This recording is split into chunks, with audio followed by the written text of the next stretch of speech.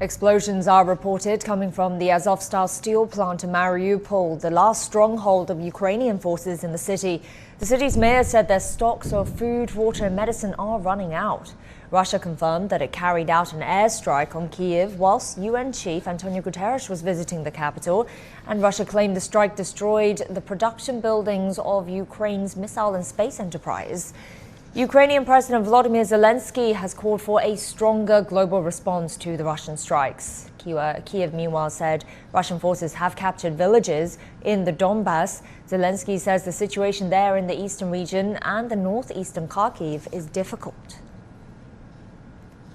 Russia is stepping up its military operations in the industrial city of Kyiv in central Ukraine. Zhao Yunfei went to a village nearby and talked to Ukrainian soldiers there.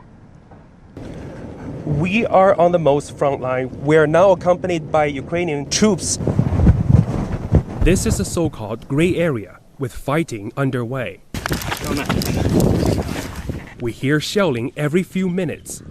Novovorontsovka is part of Kherson. The region has been a target of Russia's artillery, where Ukraine is pushing back with counteroffensives. In recent days, the shelling became more frequent and they're aiming at civilians' houses. There's no critical infrastructure, no bridges, no railway, just residential areas. It's just a village. Most residents have left. The soldiers are helping to escort civilians.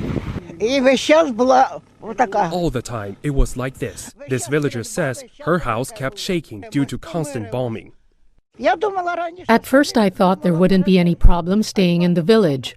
But can I hold on like this? When is it going to end? The 82-year-old woman was sent to the nearby city, Kyiv. In peacetime, this industrial hub in central Ukraine accounted for 10% of the country's GDP. But with factories in Kharkiv and Mariupol destroyed, Kyiv has an even bigger role.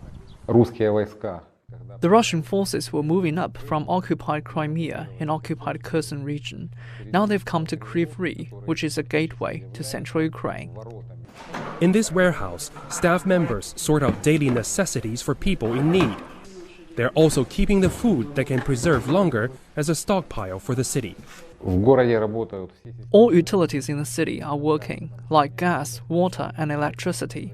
We have reserved strategic supplies like food and medicine. So we're ready for any kind of situation.